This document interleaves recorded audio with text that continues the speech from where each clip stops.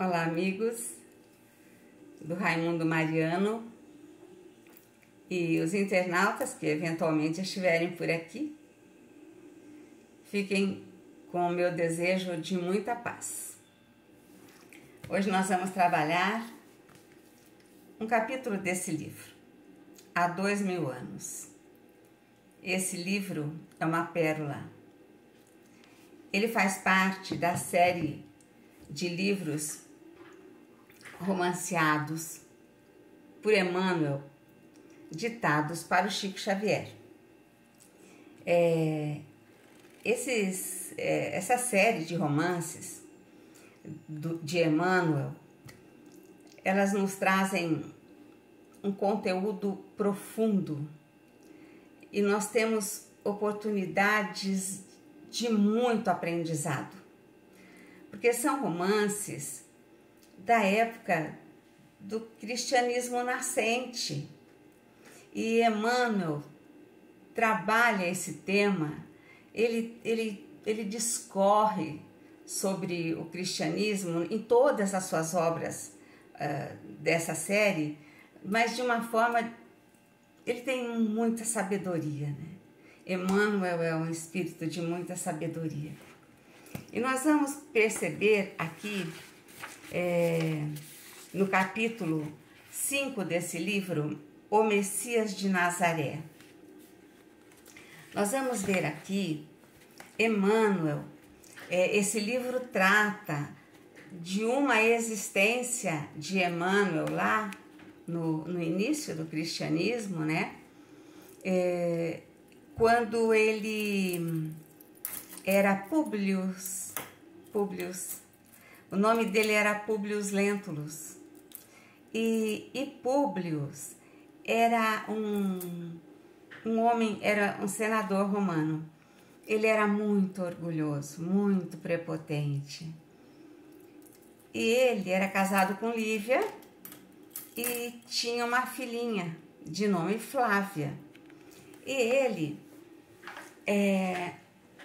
morava em Roma, o seu trabalho era em Roma, mas ele, por causa da doença da sua filhinha, que era a lepra, ele se mudou para a região da Galileia, onde o clima era mais ameno. Por aconselhamento de um amigo, ele foi. E lá, eles ouviam falar nesse Nazareno. Sua esposa Lívia já o havia conhecido através da sua serva, Ana. E Ana sempre dizia para a esposa, porque eles não levavam a filhinha até Jesus, já que Jesus fazia tantas curas. E como ele era irredutível, ele foi sempre contra esse Nazareno. E um dia a Flávia estava muito mal e a Lívia insistiu para que ele fosse procurar Jesus. E ele não queria de forma alguma. Ele chegou para a filhinha e falou assim: filhinha, peça o que você quiser. Peça o que você quiser, que o papai manda buscar. Se precisar mandar buscar em Roma, o papai manda buscar. O que você quiser. Fala o brinquedo que você quiser. E ela falou assim: papai, ela já tinha ouvido falar de Jesus. Ela falou: papai, eu não quero nenhum presente, eu não quero nenhum brinquedo. Eu quero que o senhor vá buscar Jesus de Nazaré. Públio ficou muito chocado com aquilo e falou para a esposa: olha, tá bom, eu vou, mas eu vou assim, no final do expediente, quando ninguém vai me ver, porque não fica bem para mim um homem público ser visto conversando com esse homem. E ele foi. E ele morava em Cafarnaum, muito próximo do lago de Genezaré. E ele foi no final do expediente, como ele havia dito, ele foi caminhando a pé já começando a noitinha, ele foi e ele parou, encostou assim numa árvore, tinha um banco, ele se sentou e ficou lá pensando, como é que eu vou conversar com esse homem? O que eu estou fazendo aqui? O que eu vou entender do que ele falar? Nós temos idiomas diferentes, dialetos diferentes. Eu não vou entender ele não vai me entender. O que eu estou fazendo aqui? De repente, ele vê um homem com as características que já haviam dito a ele, que Jesus tinha, né? O cabelo, a roupa.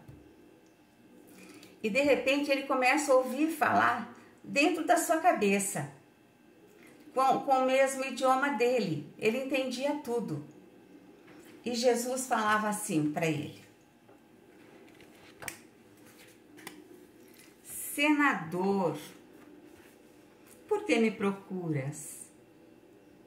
E espraiando o olhar profundo na paisagem, como se desejasse que a sua voz fosse ouvida por todos os homens do planeta, rematou com serena nobreza: fora melhor que me procurasses publicamente e na hora mais clara do dia, para que pudesses adquirir de uma vez só e para toda a vida a lição sublime da fé e da humildade.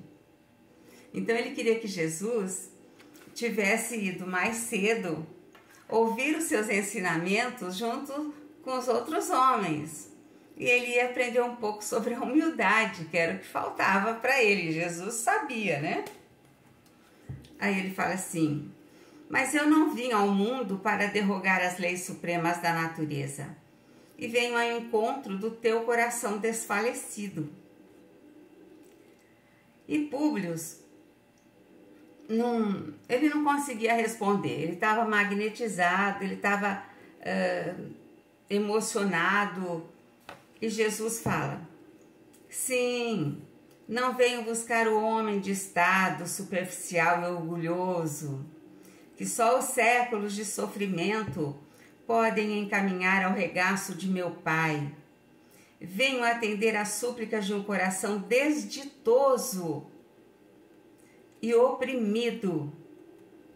Ainda assim, meu amigo, não é o teu sentimento que salva a filhinha leprosa e desvalida pela ciência do mundo, porque tens ainda a razão egoística e humana.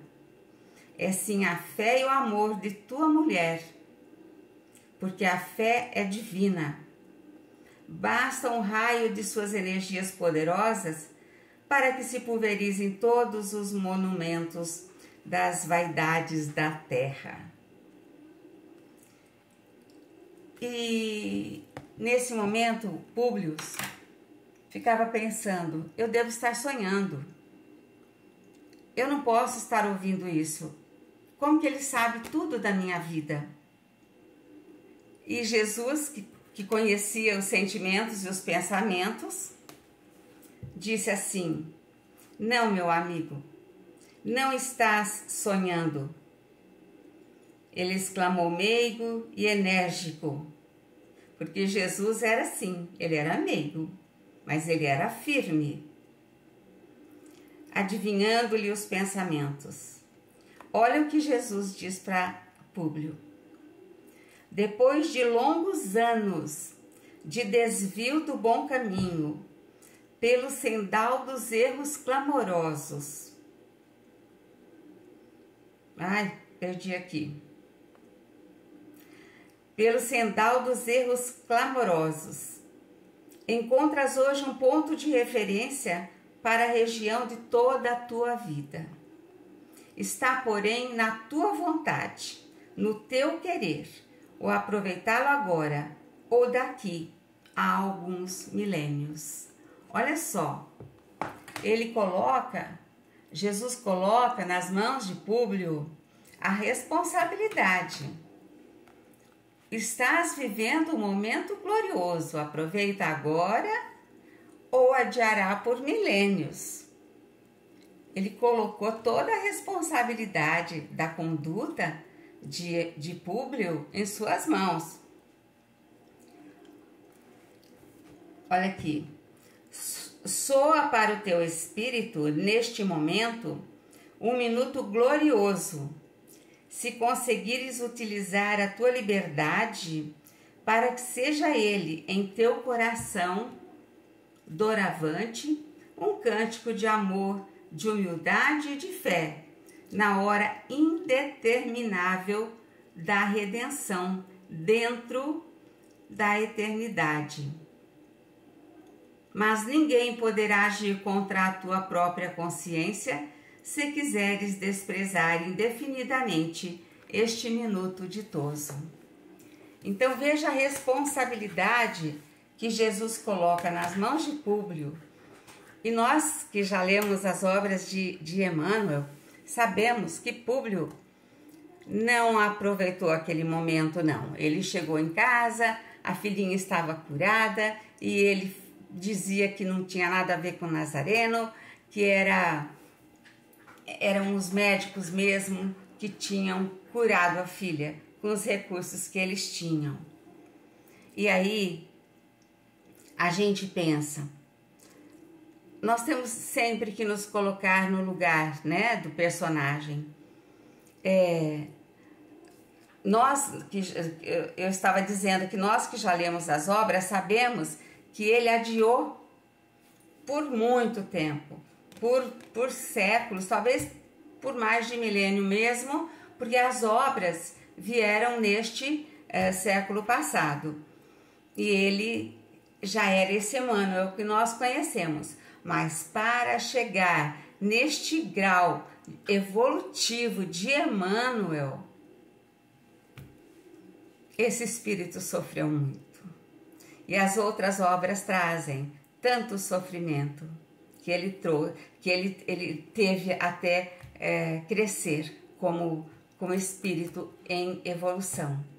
E aí a gente pensa, em cada oportunidade que nós temos Jesus diante de nós, através das obras, através do Evangelho, através dos seus ensinamentos, nós não podemos perder nem um minutinho para nos tornarmos pessoas melhores através dos seus ensinamentos e através do seu amor. Fiquem com o meu abraço. Muita paz.